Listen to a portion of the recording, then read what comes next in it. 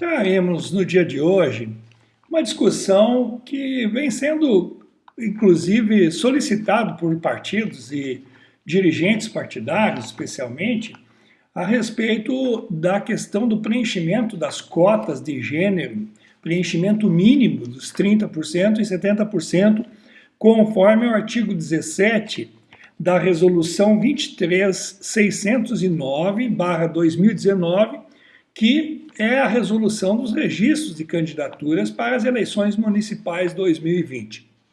Por que há bastante indagações a respeito dessa matéria? É que nestas eleições municipais teremos a primeira vez em que não haverá coligações nas eleições proporcionais, nas eleições para vereadores. Somente teremos coligações para a majoritária, para a candidatura de prefeito e vice-prefeitos. Portanto, há um cenário novo nestas eleições. E os dirigentes partidários estão preocupados sobre o preenchimento mínimo dos 30% e 70% deste assunto chamado gênero nas eleições. E nós, com esta modificação da extinção das coligações proporcionais, então o preenchimento deste percentual, ele diz respeito a cada partido.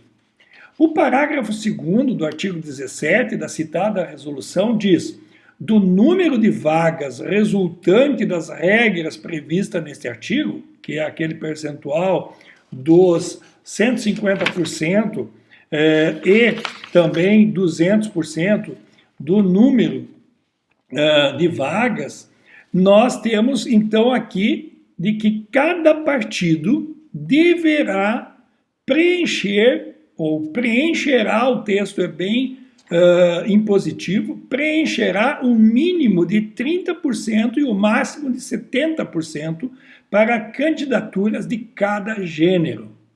Portanto, na obediência do artigo 10, parágrafo 3º da Lei 9.504 de 97, que é a lei que rege as eleições, a resolução para as eleições municipais deste ano, ele estipula, então, na obediência das modificações, que cada partido precisa fazer sua lista. Portanto, cada partido deverá fomentar o incentivo à participação feminina nas eleições 2020. Falamos da participação feminina porque ainda é a menor participação até o presente momento e por isso muitas vezes não se alcança esse preenchimento das vagas femininas. Mas a obrigatoriedade dos partidos é promover políticas de incentivo à participação feminina.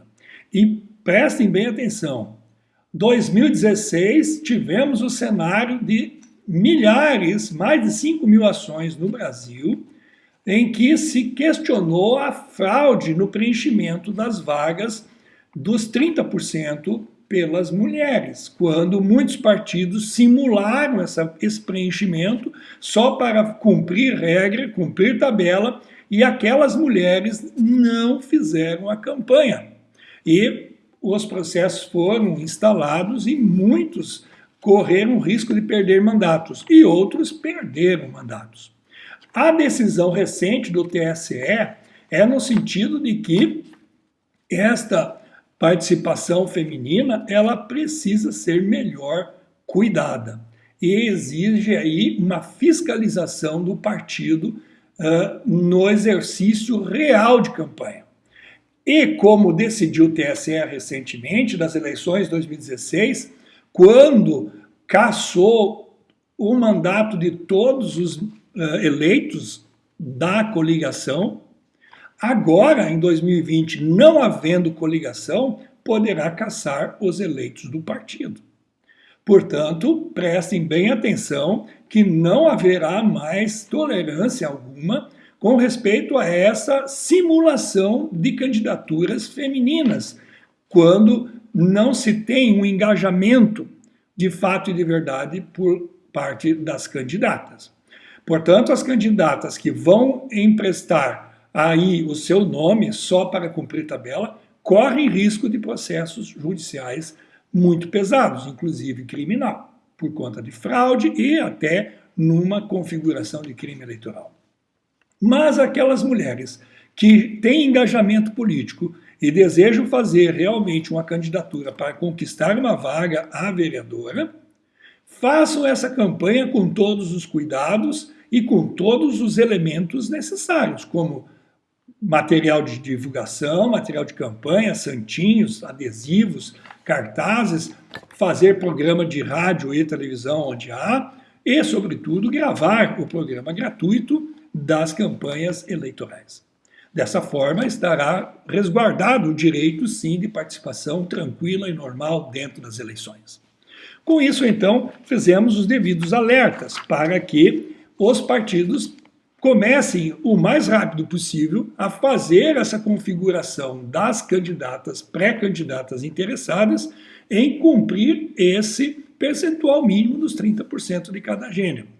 Num próximo programa, nós falaremos sobre algumas questões de gênero entre as questões dos transexuais, onde tivemos uma consulta no TSE sobre qual seria o gênero do transexual, onde ele iria se encaixar, se masculino ou feminino, por conta dessa questão. O TSE respondeu de que deve acompanhar o gênero pelo seu nome social e aquele que ele está indicando lá no cadastro eleitoral. Mas traremos isso detalhadamente sobre essa consulta, que ela foi muito bem elaborada, bem trabalhada e entregou-se à sociedade uma resposta bem à altura daquilo que se quer para esta temática. Então, em breve nós traremos mais elementos sobre a questão do registro de candidatura e o preenchimento de cotas.